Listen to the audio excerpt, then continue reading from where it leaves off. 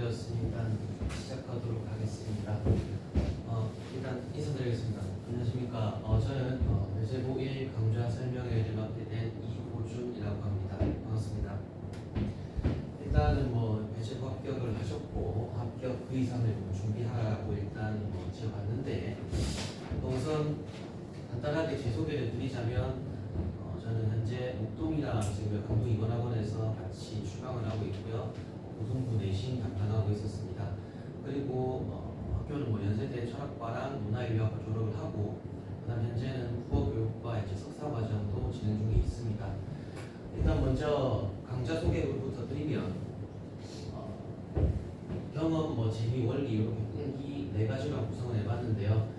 경험은 일단 먼저 제 경험을 살짝 말씀드리면 물론 좀 시간이 오래전이긴 하지만 저는 현재 대학 석사 과정을 다니고 있긴 하지만 제 학창 시절에 저도 재수를 했거든요. 재수를 해서 이제 부산에 있다가 이제 서울에서 재수를 하고 했는데 그때 좀 저한테 제 가장 크게 발목을 잡았던 게 그때는 이제 언어 영역이거든요. 언어 영역 수기가 이제 국어가 아니라 언어 영역으로 그 당시에는 지금 이제 고1, 고2, 고3과는 좀 다르게 무조건 이제 문법이 포함되는 그런 45문제였는데 실제 현역에서는 제가 3등급이 떴었고 이제 수능에서 재수를 하다 보니까 이제 좀 점수가 잘 나왔었는데 그렇기 때문에 지금 어려운 것이랑 쉬운 것이라던가 이렇게 누적되는 어떤 과정 속에서 중요한 것과 그렇지 않은 것을 제대로 좀 판단할 수 있고 그런 것들을 토대로 이제 수업을 진행하고 있습니다.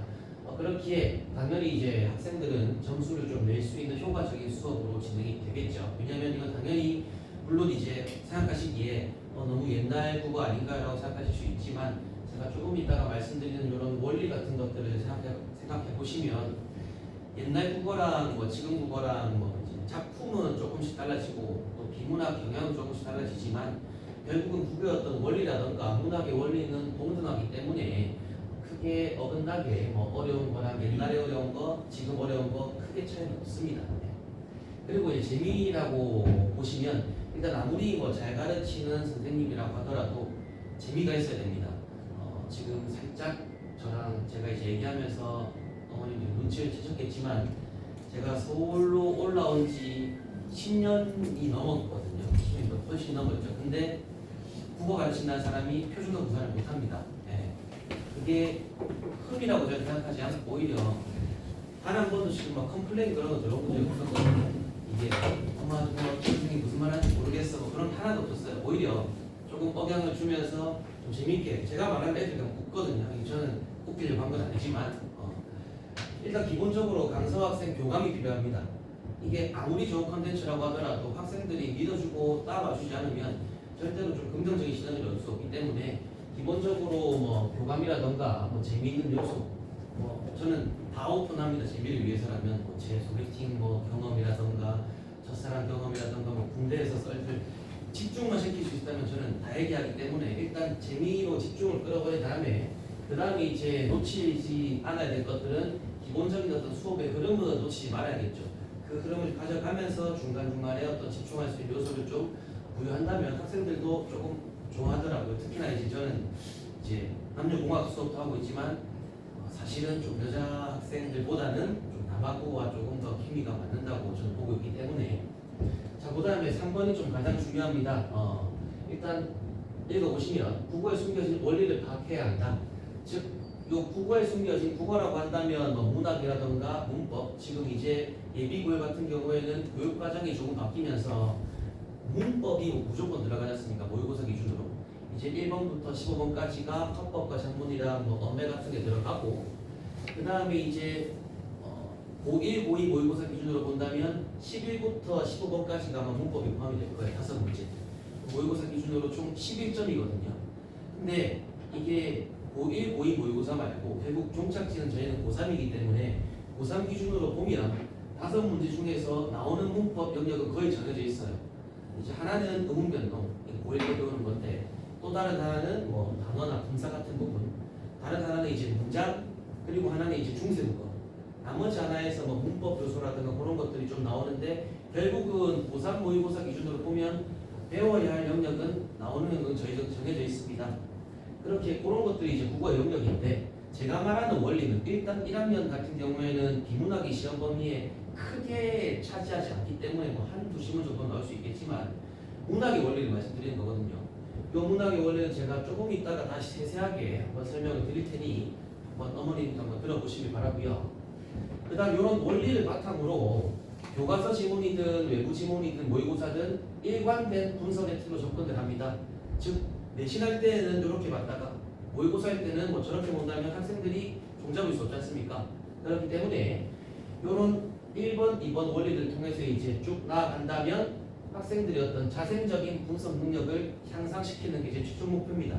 결국 내신에서부터 해가지고 모의고사로까지 이어지죠.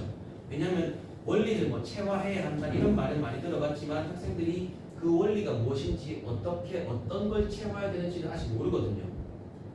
그 다음으로는 이제 끈기라는 게 학생들이 가져야만 할 것 같지만 가장 먼저 제가 가져야 됩니다. 제가 좀 귀찮고 뭐 수업하는 게 이제 수업 끝나고 나서 애들 남기는 게 귀찮고 또는 클리닉 와가지고 봐주는 게 귀찮다면 거기서부터 이제 끝난 거죠. 일단 저부터 끈기를 가지고 기본적으로 매주 테스트랑 정규 수업 이후에 클리닉을 참석을 해야 되고요. 그리고 이제 뭐 이해와 암기는 뭐 별개다라고 말씀하시는 분들도 계시지만 저는 기본적으로 깊이 있는 이해가 되려면 싸그리 외워야 된다고 생각합니다. 특히 내신은 물론 모의고사는 조금 영역이 다르지만 즉 이해는 암기에서 시작하기 때문에 뭐 예를 들어서 뭐 백시 테스트라던가 인턴 테스트는 계속 매주 시행을 할 겁니다. 그래서 통과하지 못한다면은 리딩 시간에 추가해야 되는 것이고 시간이 가능하다면 정규 수업 이후에 진행을 해야 하는 것이고 이 끈기가 이제 학생들에게 좀 전달이 되도록 지속적으로 좀 노력을 해야 될 것 같습니다. 그리고 일단 그 다음으로는 배제고 내신의 특징이나 경향을 좀 말씀을 드리면 일단 시험 범위가 좀 굉장히 많습니다.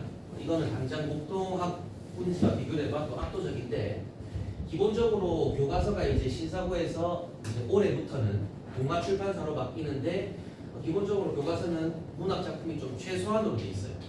그러니까 고1 모의 이제 교과서는 문학이 아니라 공통국어라고 칭하는데 그 공통국어에는 문학도 들어가고 그 다음에 화작 같은 것도 들어가고 문법이랑 그 다음에 뭐 매체 같은 것도 들어가요. 그러니까 한 9단원 정도까지 해가지고 문학만 놓고 보면 한 3개에서 4단원밖에 안 됩니다. 그렇게 고단원 위주로 문학이 이제 총 4번의 시험에서 나눠서 들어갑니다. 그리고 이제 몇몇 이제 4번의 시험 중에서 한 번 정도는 오류 이제 빠질 수가 있었는데 모의고사 1회분이 기본적으로 포함된다는 게 모의고사가 이제 앞에 부분 뭐 화작 같은 거 빼고 11번부터 45번까지 문법이랑 문학이랑 비문학이 기본적으로 들어가 있습니다. 한 회분 정도. 물론 제가 담당했던 다른 학교에서는 모의고사 3개분이 들어가기도 했는데 그것보다는 그래도 좀 다행이라고는 할 수 있겠습니다. 그리고 여기 이제 조금 많이 뜬금없을 수가 있는데 외부 지문이 일단 기본적으로 1번, 2번만 하더라도 범위가 좀 상당히 배워야 될 게 좀 많습니다. 근데 외부 지문이 정말 생뚱맞은 게 이번 2학기 기말고사에서 나왔거든요. 당장 이제 바로 직전 시험에서 여기 보시면 이게 바로 직전 시험이었는데 뭐 윤동주의 병원이다, 뭐 황동규의 즐거운 편지다라고 하는 게 이게 기본적으로 배제고에서 외부 지문이 나왔다고 하더라도 이제 교과서에 있는 작품이 가로 나오고 그와 엮어서 나 지문 정도가 외부 지문으로 나왔었는데 이번에는 모의고사에도 없었고 그냥 완전히 진짜 처음 보는 모의고사처럼 나온 게 이제 이렇게 외부 지문으로 2개 나왔었거든요. 그럼 이런 것들을 이제 주어진 시간 내에서 풀려면 제가 아까 말씀드렸던 이런 원리를 토대로 자생적인 분석 능력을 지금부터 이제 계속 키워 나가야 합니다. 쌤 한 번밖에 안 나오겠죠? 라는 게 아니라 한 번 나왔으면 이제 계속 나올 수도 있다는 거기 때문에 그리고 오른쪽 같은 경우에는 이제 모의고사 비문학 지문이 학교 시험으로 출제됐던 건데 요 보기 자체 그리고 요 발문 자체가 실제 모의고사에서 그대로 나왔던 문제 요령이거든요. 그럼 선택지도 똑같냐? 선택지는 조금 다릅니다. 이제 뭐 3번이 모의고사 정답이었다면 조금 말을 바꿔서 4번으로 냈던가. 근데 기본적으로 이런 것들은 이제 지문 변형은 없습니다. 비문학은 지문은 그대로 내고 그리고 3점짜리로 나왔던 이런 보기도 웬만하면 출제를 하시고요. 다만 말 같은 걸 좀 바꾸십니다. 모의고사에서는 정답이었던 게 이제 오답으로 이제 바꿔서 내신다던가 크게 변형은 그렇게 없었습니다. 네. 자, 그리고 일단 시험 범위가 많고, 그다음 보시면 이제 혹한 문제 유형은 사실 배제고만이 아니라 뭐 다른 고등학교에서도 많이 나오는 건데, 특히나 좀 배제고가 좀 비중이 있게 다뤄지는 게 뭐냐면, 아까 이제 외부 지문 이런 것들도 보셨듯이 수능형 문제와 동시에 내신형 문제가 모두 나옵니다. 이건 기본적인 툴인데, 즉 수능형이라는 건 달달 암기만 해가지고 풀 수 있는 게 아니에요. 뭐 추론이라던가 보기를 보고 응용한다던가 즉각적으로 어떤 대입해가지고 사고력을 요하는 요구 문제들 보시면은 뒷페이지에 이런 것들이 바로 이제 뭐 수능형이라고 볼 수 있겠는데, 자 일단 지문 자체는 교과서에 있는 지문이거든요. 엄마의 말뚝이라고 해가지고. 근데 보기에 있는 뭐 작품 소개라던가 뭐 작가의 말 같은 경우에는 교과서에 안 나옵니다. 주로 이제 선생님들이 뭐 어떤 뭐 논문에서 끌어오시던가 아니면 요 책 속에 작가의 말 같은 데서 끌어오시는 건데, 즉 이러한 보기를 토대로, 즉 외적 준보라고 하는 건데, 이러한 보기를 토대로 지문과 어떤 선택지를 제대로 어떤 추론해가지고 볼 수 있는지, 이런 것들은 단순히 암기로는 조금 부족할 수 있는 거기 때문에 수능형 문제 유형에 속한다라고 볼 수 있겠고요. 자 그리고 내신형이란 세부적인 암기를 요하는 거죠. 기본적으로 일단 암기만 되어 있다면은, 그리고 실제로 이런 세부적인 암기를 요하는 게 배점이 크진 않아요. 왜냐면 이제 배제고 특성 자체가 애들이 공부를 좀 하려고 하고 면학 분위기도 조금 갖춰져 있기 때문에 웬만하면 세부적인 암기는 다 맞춥니다. 근데 여기서 이제 좀 나가리가 난다면 일단 그 학생은 공부를 안 한 거다라고 판단할 수 있는 건데, 이런 문제형입니다. 두 번째 페이지에 여러 지문을 복합 지문으로 주고 뭐 연군 지정이 맞냐 아니냐, 또는 뭐 고난 겪게 해가지고 어려운 현실 보여주냐 안 보여주냐, 단순히 어떤 일치 불일치라고도 볼 수 있는 문제 유형인데, 그리고 밑에 보시면 대놓고 이제 관동배곡 지문을 주고 너 현대어 풀이 제대로 알고 있어 없어 이런 거 묻고 있거든요. 관동배곡이 굉장히 지문이 길었는데 그런 것들을 이제 내신 대비가 들어간다면 백지 테스트라던가 빈칸 테스트 보면서 이제 잠꼬대할 수 있을 정도로 계속 외워야 합니다. 그렇게 된다면 이제 이런 것들은 100점이 실제로 낮았고, 빠르게 답을 택하고 이제 다음 지문, 이런 지문 같은 거 아니면 비문학 지문에 시간을 할애를 했어야겠죠. 자 그리고 필수 선행 요소라고 되어 있는데, 일단 기본적으로 범위가 많습니다. 그리고 모의고사 1회분에는 보시면은 비문학 같은 지문이 시험에 꼭 나오거든요. 한두 개 정도는. 자 보시면 그러면 문학의 어떤 전반적인 기틀을 다지는 작업이 반드시 지금 시간에 필요합니다. 이게 지금 비문학 같은 경우에는 다른 뭐 수업도 마찬가지지만 겨울 방학이나 여름 방학을 하지 않으면 시간이 딱히 없어요. 실제로 내신에 들어가 보면 3월 달부터 이제 내신 스타트를 할 텐데 뭐 3월, 4월 중순 정도까지 하여 7주, 8주 정도 하는데 거기서 비문학하고 있을 시간 없습니다. 그때는 무조건 이제 학교 교과서라든가 어떤 모의고사 또는 외부 지문 위주로 해가지고 문학 작품 위주로 진행이 돼야 되기 때문에 여기서 말하는 어떤 문학의 전반적인 틀 또는 나아가서 조금 더 비문학의 틀까지 좀 잡는 시간이 필요하고요. 지금 시간에. 그리고 요게 좀 강조드리고 싶은데 고1 범위 내에서의 어떤 문법 사이클을 한 번은 돌릴 필요가 있습니다. 지금 당장. 왜냐하면 보통의 학교는 물론 아무리 지금 교과서가 새로 바뀌고 하더라도 크게 국어는 영향이 없다고 보는 게, 나오는 문법은 정해져 있거든요. 아까 맨 처음에 말씀드렸듯이 지금 기준으로 보면 4번의 시험에서 이제 1학기, 2학기 해가지고 한 번은 의문 변동, 한 번은 맞춤법, 한 번은 문법 요소, 한 번은 중세국어 들어가요. 요게 제가 지금 이제 출판 뭐 그런 쪽에서 보면은 거의 요것도 동일시 된다고 보거든요. 교과서도 새로 바뀌는 교과서도. 그런데 이제 배재호 같은 경우에는 작년에 1학기 때 그 4개를 다 봐버렸습니다. 1학기 때. 물론 선생님들이 뭐 대충 가르쳤다가 아니라 그만큼 빡세게 진도를 나간다는 말이겠죠.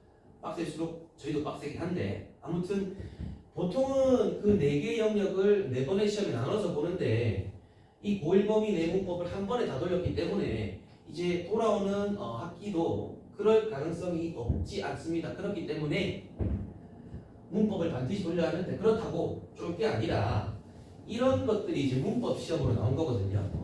마지막 페이지, 세 번째 페이지에 있는 문제가 조금은 실망을 한 게 뭐냐면, 엄청 열심히 빡세게 배운 것 치고는 너무 좀 쉬웠다, 좀 실망스럽다. 근데 이번에 실망스럽다고 다음에는 계속 실망스럽게 나오리라는 보장이 없기 때문에 지금 응용변동부터 해가지고 제가 말씀드렸던 맞춤법이라던가 아니면 기본적으로 단어와 동사 정도는 인지를 해야 됩니다. 그리고 왜 이게 또 중요하냐면 문법을 강조드리는 이유가 지금 이제 예비 고의까지는 선택 과목이지 않습니까? 언어와 매체냐, 합법과 작문이냐. 근데 저는 요 교육 과정에서 좀 반대를 했던, 좀 별로 안 좋아했던 사람인데 왜냐면 학생들은 그런 선택권을 주면 안 됩니다. 왜냐면 지 편한 대로만 하기 때문에 편한 게 뭐냐면 합법과 작문이거든요. 문법 하려고 안 합니다. 지금 고이 고3들은. 그러니까 언어와 매체. 왜냐면 할 게 많지 않습니까? 지금 말씀만 들어보더라도. 근데 문법이 중요한 이유가 비문학 읽을 때도 문법이 직결되거든요. 즉 비문학에서 아주 이제 문장이 긴데 그런 것들을 제대로 읽어내려면 문법적으로 뭐 아는 문장은 무엇이고 알긴 문장은 뭐고 또 수식하는 구조가 어떻게 되어 있고 주어와 서술어가 어디서 어디까지 호응이 되는지 이게 전부 다 문법에 들어가 있는 겁니다. 그러니까 문법을 제대로 알아야 이런 비문학 지문 같은 것들도 자기 마음대로 자의적으로 해석하지 않고 기본적으로 제대로 읽어낼 수 있는 거예요, 문장은. 그리고 이제 시도 마찬가지로 결국은 글이지 않습니까? 글은 어쨌든 아무리 상징이나 표현법 같은 것들이 들어가 있다고 하더라도 기본적으로 제가 강조하는 게 주어와 서술어는 반드시 존재한다. 근데 시가 조금 난해지고 한다면은 주어와 서술어가 좀 멀다던가 또는 수식 구조가 좀 복잡하다던가 그게 전부 다 어디 깔려 있냐면 이런 문법에 깔려 있기 때문에 지금 뭐 남은 기간에서라도 반드시 문법을 좀 한 번쯤은 그러니까 지금 당장 암기하라는 게 아니라 한 번은 들어봤는데라고 머리에 한 번은 집어넣는 시간이 필요하다 겁니다. 제대로 이제 좀 문학이라던가 또 외부 지문, 기문학을 좀 다루려면 그렇다고 이렇게까지 쉽게 넣을까 한다면은 또 어떨 때는 어려웠고 또 어떨 때는 쉬웠고 주로 이제 서답형으로 문법이 좀 많이 나와요. 그리고 배점도 보시면 5점짜리이기 때문에 5점이면 당장 배제고에서 한 2등급 정도 차이 날 수 있습니다. 배제고가. 지금 전반적으로 종합을 해보면 범위 엄청 많고 수능형도 막 나오고 그리고 뭐 문법도 막 한 번에 막 때려 넣고 그러면 시험이 굉장히 어렵네요. 어렵긴 어렵죠. 근데 그렇다고 막 1등급 컷이 막 내려가는 게 아니라 결국 하는 애들은 기본적으로 하고 있기 때문에 1등급 컷은 한 90 후반대 계속 유지가 돼요. 그리고 뭐 많이 들어보셔서 아시겠지만 한 문제 틀리면 딱 내려가고 하나 내려가고 한 문제 틀리면 하나 내려가고 그래서 이제 좀 못 봤던 애들도 이제 중간고사 때 선생님 저 뭐 90, 1, 2점 받았어요. 본인은 기대를 하겠죠. 근데 그게 한 3등급, 4등급까지 갑니다. 91, 2점이. 이렇게 겁을 드리는 게 아니지만 이제 현실을 일단 말씀드리는 것이고요. 그만큼 이제 좀 철저한 준비가 필요하겠죠. 그러면 이제 이 페이지에서 어떤 학생들이 들어야 할까라는 것인데 일단 제가 맨 처음에 강조드린 게 원리지 않습니까? 원리. 학생들한테 이제 수업을 해보면 아직도 뭐 자기가 중학교 교복 입고 있는 줄 알고 문학의 원리가 뭔지도 모르는 학생들도 있고 또 이제 다른 학생들은 뭐 원리가 뭐 어디서 주워 들었는데 그게 시험장에서 발현이 안 되는 친구들도 있고 극소수지만 원리가 뭔지도 알고 또 그거를 시험장에서 100% 풀어낼 줄 아는 그런 학생들이 있는데 원리가 무엇이냐 간단하게 제가 말씀을 드리면 일단 저는 기본적으로 낯선 작품을 본다. 당황하지 말고 요거부터 한번 찾아보라고 합니다. S 페이지 시츄에이션이라고 마이너 시츄에이션인데 제가 그냥 뭐 수업하듯이 여쭤보면 혹시 시인이 시를 왜 쓴다고 생각하십니까? 시인이 우리 많이 알고 있는 윤동주, 김소월 시를 왜 쓸까요? 소설가도 마찬가지입니다. 이렇게 물어봐야죠 학생들한테. 그러면 이제 속된 말로 저게 미쳤나라는 눈으로 봅니다. 좀 그런 거 왜 물어보냐?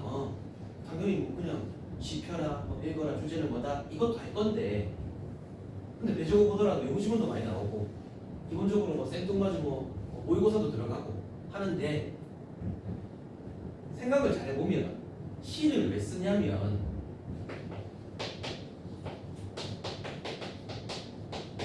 이거랑 쓰는 거예요. 이거는 일단 출발이. 이제 학생들이 막 여기저기 많이 학원 다니지 않습니까? 그러면 지금 당장 어떤 학생한테 너 80분 동안 시험을 봐. 수능 질문을 줍니다. 그래서 만약에 시간도 남고 계속 1등급이 나오면 그 학생은 당연히 만족스럽겠죠. 만족스러우면 할 말이 많습니까? 적습니까? 적어요. 자기가 하던 대로 공부 계속 해나가면 됩니다. 근데 어떨 때는 내신은 막 1등급 나오는데 모의고사 3등급 나오고 모의고사 3등급이 내신 1등급 나오고 롤러코스터를 타니까 그러니까 막 불안하고 뭐 초조해지고 불만 생기고 이 학원을 다니까 저 학원 다니까 이 수업 들어야 돼 저 수업 할 말이 많아지는 거예요. 시임도 마찬가지거든요. 대표적인 이제 모의고사나 교과서에 나오는 문화작품에서의 불만족은 뭐 이런 겁니다. 인과의 이별, 인의 부재, 또는 자신의 상황에서 어떤 억압, 또는 뭐 정체성 상실 등등 많이 있겠죠. 그 이해도. 이런 불만족스러운 상황에 처해 있기 때문에 할 말이 있는 거예요. 그 할 말을 굉장히 좀 응축해서 함축적으로 쓴다면 시가 되는 거고 조금 길게 풀어낸다면 소설이 되는 거죠. 수필도 마찬가지입니다. 그러면 이런 불만족에서 그냥 투덜투덜대고 끝내는 게 시인가? 그게 아니라 여기서 말하고자 하는 게 만족스러운 상황을 말하고자 하는 거겠죠. 인과 이별하고 부재했다면 그리움이라던가 간절한 재회의 소망 그런 것들을 말할 것이고 억압하고 뭔가 억압 부정적 정체에 처해 있다면 극복 의지를 말할 것이고 더 자세하게는 다음에 나와 있지만 이런 것들이 이제 맛깔나게 표현법 돼가지고 나와 있는 게 시고 조금 길게 써진다면 소설이 되는 거예요. 그래서 저는 기본적으로 원리라고 하면 다음 페이지에 있는데 제 자체 교재 1부입니다. 제가 말씀드렸던 상황 마이너 시츄에이션에서 출발하는 거예요. 결국 뭐가 불만족일까? 아까 이번에 학생들이 요런 외부 지문을 봤을 때도 윤동주의 병원이나 뭐 즐거운 편지도 당황하겠죠. 안 배운 건데. 당황은 잠깐 뭐 했어야 되냐면 얘가 도대체 뭐가 불만족일까를 찾았다면은 그 다음부터는 찾아나가야 되는 게 정해져 있습니다. 그래서 말하고자 하는 만족스러운 상황은 뭐지? 중간중간에 어떤 표현법이 들어가 있지? 즉 요 NOS와 그리고 요 정서, 태도, 어조는 저는 리액션이라고 하여 R이라고 표기하는데 요 네 가지 찾을 수 있으면 물론 끝은 아니에요. 요 네 가지만 혼자 찾을 수 있으면 일단 저는 이렇게 말합니다. 너 내용 분석 잘했네. 근데 어머님 저희는 문제 푸는 거지 않습니까? 문제. 반드시 한 문제로 나오는 게 뭐냐면 내신이든 모의고사든 요까지 물어봅니다. H까지. 이제 how라고 하는 건데 저는 이렇게 칭하는데 즉 쉽게 말해서 표현상의 특징을 묻는 문제예요. 이제 모의고사도 지문 나오고 가장 먼저 나오는 문제가 뭐냐면 다음 중 표현상의 특징으로 적절하지 않은 것은 적절한 것은 쉽게 말해서 비유법, 은유법 이런 거 있지 않습니까? 그런 것들이 어디 나와 있냐면 여기 있습니다. 중간에 역설, 해학, 반어, 서리, 영탄 해가지고 웬만하면 요 30몇 개 안에서 다 해결이 됩니다. 다만 학생들이 지금 당장에 고1 수준에서 그런 표현상의 특징 묻는 문제를 틀리는 이유는 당장 역설이 뭔지를 모르니까 이 표현법 자체는 표현법 자체만 안다면 지문에 그게 나오는지 안 나오는지만 찾기만 하면 됩니다.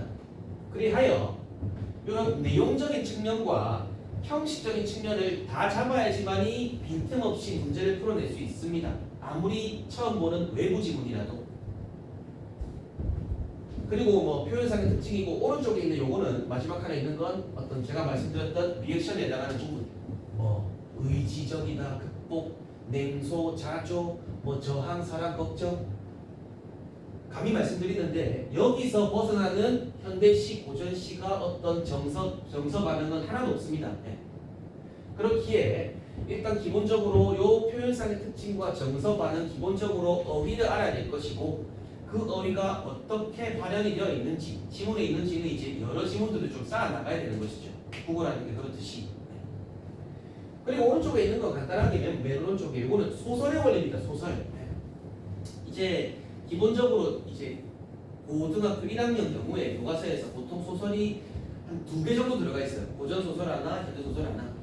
근데 좀 지문이 깁니다. 이제 모의고사 소설을 생각하시면 안 되고 왜냐면 모의고사 소설은 주어진 페이지 내에서 주어진 부분에서 이제 읽고 찾아야 되는 거기 때문에 교과서 같은 경우에는 이제 저도 사실 소설을 하기 싫어요. 왜냐면 너무 길어가지고 보통 한 8, 9페이지 이제 소설이 들어가니까 그러면 소설은 기본적으로 이 불만족과 거의 유사하긴 한데 좀 툴을 달리 가져간다면 결국 이런 말씀 들어보셨나요? 소설은 갈등의 문학이다라는 거. 갈등의 문학. 갈등이 있어야 돼. 갈등이 무조건. 네. 거기에 저희가 이제 열광하는 거 아닙니까? 그러면 고전 소설은 웬만하면 외적 갈등입니다. 외적 갈등. 즉 착한 놈이 있으면 나쁜 놈이 있다는 거겠죠. 홍길동전 같은 경우에 홍길동이 이제 그 탐관오리들 물건을 뺐을 때 뺐을까 말까? 내적 갈등합니까? 아닙니다. 무지성 그냥 뺏어가지고 풀어주는 거 아닙니까? 즉 기본적으로 고전 소설은 나와 있듯이 주인공과 반동인물 간의 외적 갈등이라면 이건 모의고사도 그런데 좀 현대 소설이 어려운 이유가 이런 주인공 안에 내적 갈등까지 우리가 봐줘야 되기 때문에 내적 갈등이란 쉽게 말해서 이런 거겠죠. 즉 이상적 자아와 현실적 자아 사이의 갈등 말하는 겁니다. 즉 학생으로 친다면 나는 꼭 이번에 1등급 받아야 돼. 그게 내 목표야. 그래서 거기 갈 거야. 이런 어떤 자아랑 가기 싫은데 그럼 PC방에 나갈까? 이런 현실적 자아랑 엄마한테 갔다고 말하고 패드만 찍고 나올까? 이런 자아 사이 갈등하는 거. 이런 것들이 좀 이제 현대소설 쪽에서 들어가 있기 때문에 이런 구도를 좀 잡아본 건데 기본적으로 이 소설 같은 경우에도 작가가 소설을 쓴 이유는 그 당시 시대 의식이 그 당시 세태가 불만족스럽기 때문에 좀 길게 통해가지고 이제 독자들에게 뭔가 전달하려는 것이다. 이게 문학의 원리예요. 이게 그러니까 이거를 알고 들어가야지. 이걸 알고 매번 이제 이러한 방식으로 문학 작품을 분석하는 거죠. 제가 맨 앞에 말씀드렸듯이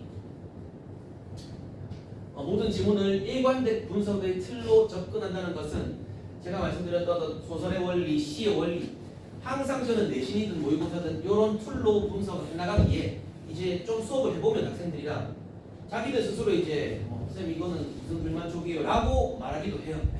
그리고 이런 표현법도 있네요 라고 말하기도 하고 아니면 제가 혹시나 까먹고 이렇게 정리하는 걸 넘겼다면 쌤 이렇게 정리하면 해주세요 라고 말하기도 하고 그게 이제 체화되어 가는 과정인 거죠. 저와 학생들 사이에서.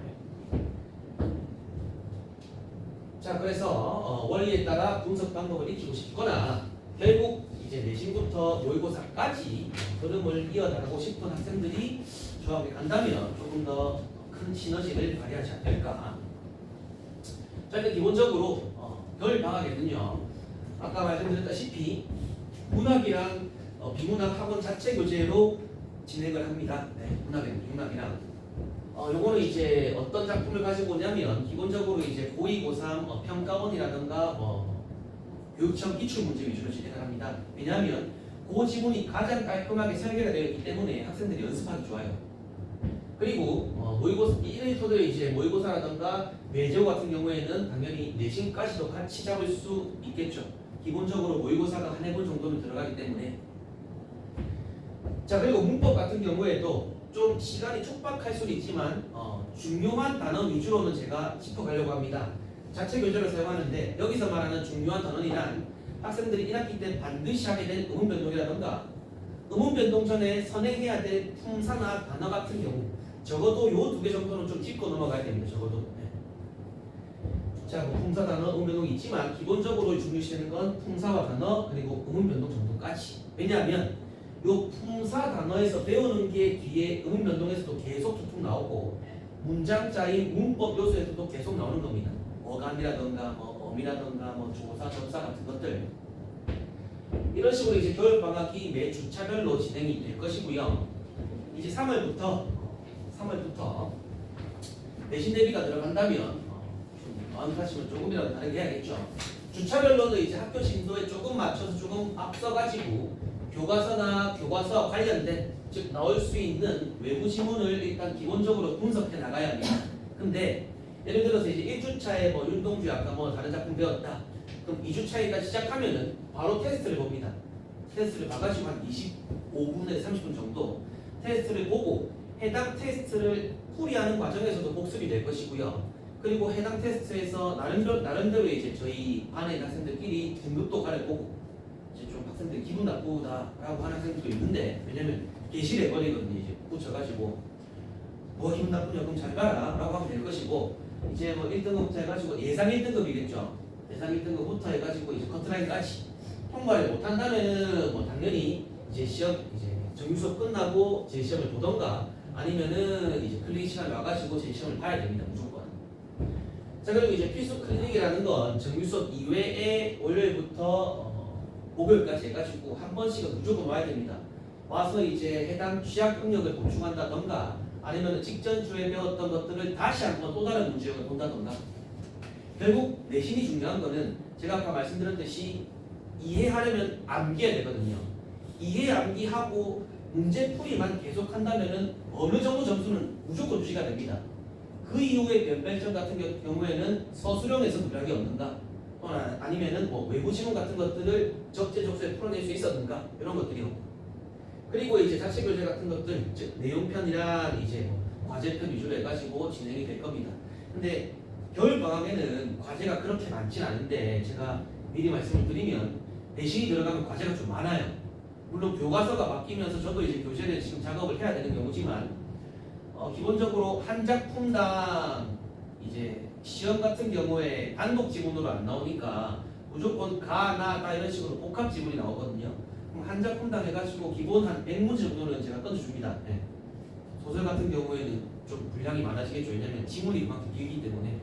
그래서 뭐 하는데 결국 어찌저찌 다 풀게 합니다. 남겨가지고 풀면 되는 거예요. 풀기만 한다면 따라오기만 한다면 자 점수는 확실하게 보장될 수 있다는 것이고요. 자 그리고 PPST라는 게 이제 대비가 진행이 될 텐데 일단 지금까지 PPST 시험을 보면은 총 25문항이거든요. 1차, 2차 해가지고 그럼 총 50문항 해가지고 지금까지는.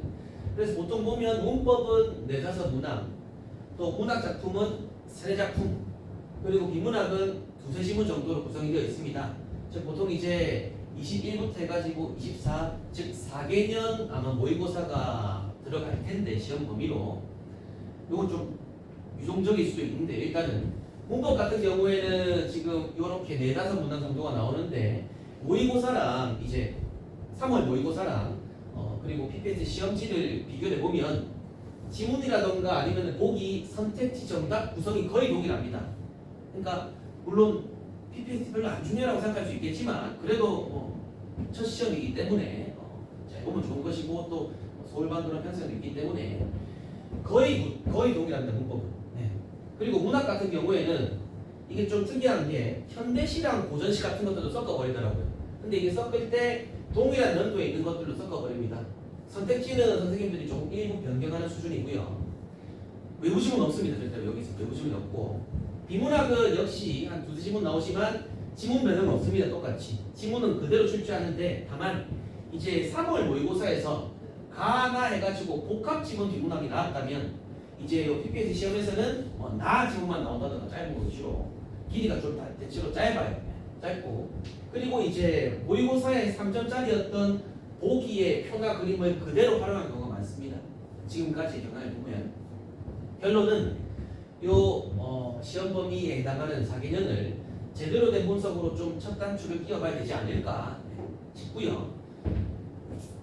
자 일단 수업 시간표는 당장 5일부터 해가지고 정규가 진행이 되는데 매일 6시부터 9시까지 하여 근데 이때 정규는 다름이 아니라 일단 기본적으로 요 PPST 모의고사 대비 수업입니다.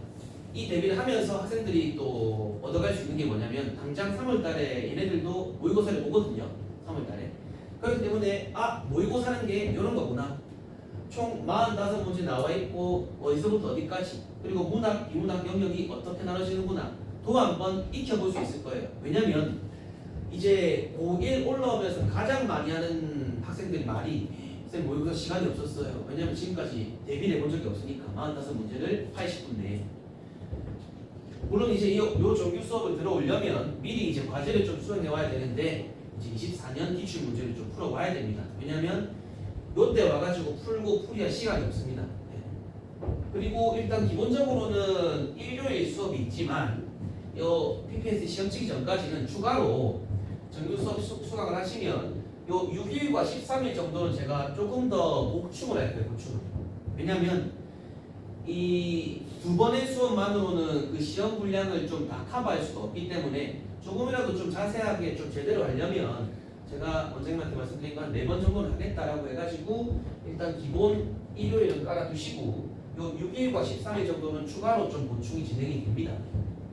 그리고 뭐 목요일 정도는 지금 제가 진행하고 있는 문법 특강인데 굳이 들으실 필요는 없고 요 PPST 끝나고 난다면 이제 정규 수업에 제가 조금씩 문법을 집어 넣을 거예요. 아까 말씀드렸던 문학과 함께 문법을 일단 기본적으로 이렇게 1월달 시간표가 진행이 되어 있습니다.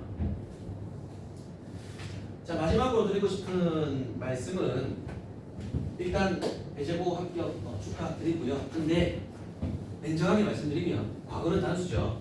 정해진 겁니다. 변할 수가 없어요. 근데 미래는 얼마든지 달라질 수 있습니다.